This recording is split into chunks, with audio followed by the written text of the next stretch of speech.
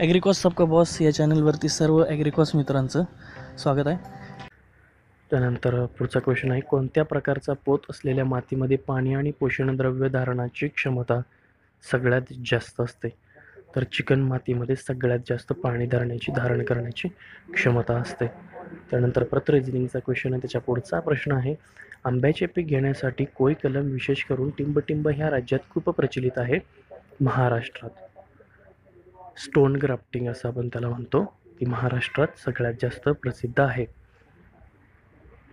Article आता या ठिकाणी लिहायचं आहे, Shaila decided to take dash dash leisurely walk in dash dash garden opposite her house. Shaila decided to take a leisurely walk in the garden opposite her house, हे त्याचं उत्तर आहे. त्यानंतर परत एकदा रिझनिंगचा क्वेश्चन आहे, भारताचं राष्ट्रीय फूल कोणतं? 56वा प्रश्न विचारतोय. त्याचं उत्तर आहे कमळ. जगातील सगळ्यात श्रीमंत मंदिरापैकी एक असलेले आंध्र प्रदेशातील मंदिर तिरुपती. सिल्टकणांचा आकार टिंबटिंबच्या दरम्यान असतोय. सिल्टकणचा आकार असतोय तो 0.02 ते 0.002 मिलीमीटरमध्ये असतोय.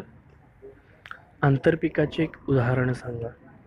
ऊस आणि बटाटा हे एकत्र लावतात आंतरपीक. टिंबटिंब खतामुळे जमिनीची भौतिक व जैविक गुणधर्म सुधारण्यास मदत होते. सेंद्रिय खतामुळे एका पेशीच्या संपूर्ण रोप तयार करण्याच्या क्षमतेला टिंबटिंब असे म्हणतात.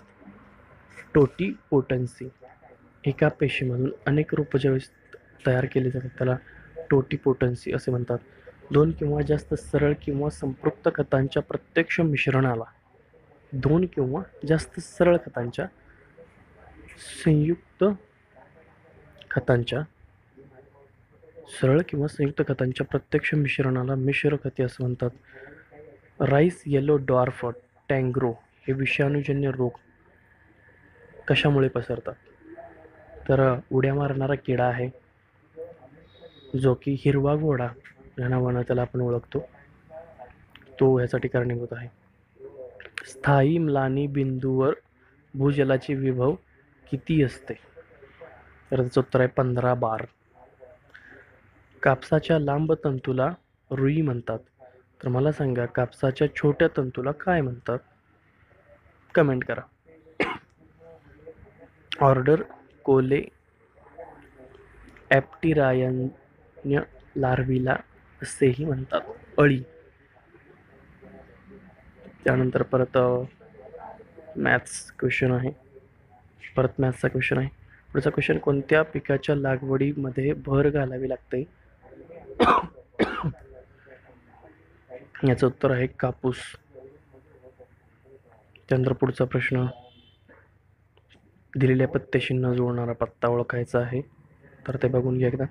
ऊस लावताना कांड्यांच्या कोणत्या भागाला प्राधान्य दिले जाते? तर वरचा 1/3 ते निम्मा भाग हाच फक्त वापरला जातो ऊस लावताना.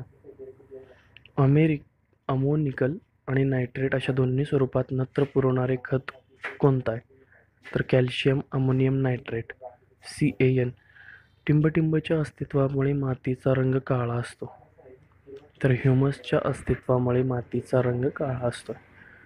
जमिनीच्या आराखड्यानुसार आणि उतारावर एक पट्ट्यावर धूप घडवणारी आणि धूप रोखणारी पिके घेणे याला काय म्हणतात? त्याला म्हणतात कंटूर पट्टा लागवड. त्याला कंटूर बंडिंग असं इंग्लिशमध्ये म्हणतात. महात्मा फुले कृषी विद्यापीठाने सीताफळ या पिकाचा कोणता वाण प्रसिद्ध केलाय? फुले जानकी. एकूण सिंचनाची आवश्यकता म्हणजे काय असते? तर त्याचं उत्तर आहे C. नेमकी सिंचनाची आवश्यकता डिवायडेड बाय सिंचन पद्धतीची कार्यक्षमता. शेंगा पोखरणारे अळी सर्वसामान्यपणे टिंबटिंब ह्या पिकावर आढळते. तर ही अळी हरभरा या पिकावर आढळते. कापसातील रुईचे प्रमाण साधारणपणे किती असते? 30% असते. तोंडपाठ हा समास कोणता आहे? हा तत्पुरुष समास आहे. तत्पुरुष समासाची ट्रिक एकदम सिंपल सांगतो तुम्हाला.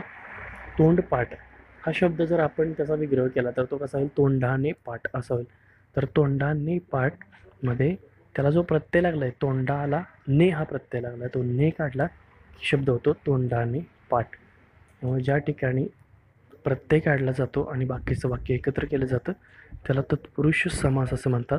आणि याच्यामध्ये दुसरं पद महत्त्वाचं असतं, तोंडाने पाठ. चला पुढं.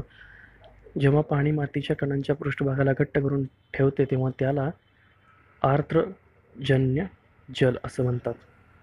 त्यानंतर ॲडजेक्टिव्ह भरायचं आहे. Staying in a hotel cost dash dash renting a room in a dormitory for a week. Staying in a hotel cost twice as much as renting a room in a dormitory for a week. खालीलपैकी कोणता महाराष्ट्राचा सुप्रसिद्ध नृत्य व गीत प्रकार आहे? तमाशा. लोकशाहीचे लोकांचे लोकांकरता लोकांद्वारे चालवलेले राज्य अशी व्याख्या केली अब्राहम लिंकन यांनी. रब्बी हंगामातील भाताच्या रोपट्यांचे प्रतिरोपण टिंब दिवसांच्या आयुर्मानात केले जाते. 30 ते 40 दिवसांच्या आयुर्मानात केले जाते. प्रतिकृती हे टिंब शिक्षणाचे साधन आहे. अप्रक्षेपित हक्क हे प्रतिकृती हे अप्रक्षेपित हक्क शिक्षणाचे साधन आहे. हरितगृहामध्ये टिंब या फळाचे उत्पादन व्यावसायिक स्तरावर घेतले जाते, तर commercially strawberries cultivated in green house. Okay. खालील कवितेतील अलंकार ओळखा. आई म्हणून कोणी आईस हाक मारी, ती हाक येई काणी मज होय शोक भारी, नोहेचे हाक माते मारी कुणी कुठारी. हा अपन होती अलंकार आहे. मित्रांनो, जर तुम्हाला अलंकार किंवा वृत्त मराठीमध्ये वाचायला अवघड जात असतील तर एक काम करा. जर मोरा वाळिंबे सरांचं पुस्तक असेल तर त्यातले जी उदाहरणं दिलेत ती सगळी बऱ्यापैकी पाठ करण्याचा प्रयत्न करा. कारण जर लक्षात येत नसेल वाचून किंवा कन्सेप्ट क्लिअर होत नसतील तर पाठ केलेलं कधीही बरं. कारण त्याच्या बाहेरचे शक्यतो आजपर्यंत आलेले नाही आहेत क्वेश्चन. आले तर एखाद दुसरा येईल, पण शक्यतो तेच क्वेश्चन आहे असं उचलून आयोग टाकत असते. तर ते तुम्ही क्वेश्चन केले तर नक्की तुम्हाला त्याचा फायदा होईल. ओके. नेक्स्ट. पूर्णपणे कुजलेल्या FYM मध्ये टिंब टक्के नत्राचे प्रमाण असते. फक्त 0.5% नत्र असते, म्हणजे 0.5. तर जो हायलाईट केलेला इथं पॉईंट आहे तर त्याचा अर्थ काय असं विचारलं आहे त्या फ्रेजचा. I cannot stand on ceremony with my friends. I cannot be formal with my friends, म्हणजे मी मित्रांसोबत कधी फॉर्मल नाही राहू शकत. स्टँड ऑन सेरेमनी म्हणजे सेरेमनीला कसं कपड्यात बुटात असतात लोक, म्हणजे फॉर्मली राहतात. तसं त्याचा अर्थ आहे की I cannot be formal with my friend, मी माझ्या मित्रांसोबत फॉर्मली राहू शकत नाही. अलंकार ओळखायचे. समुद्राच्या खसखशीचा दाना पडला, मी पोहत जाऊन काढून आणला आणि तेव्हा तो वाटाने एवढा फुगला होता रे. हा अलंकार आहे अतिशयोक्ती.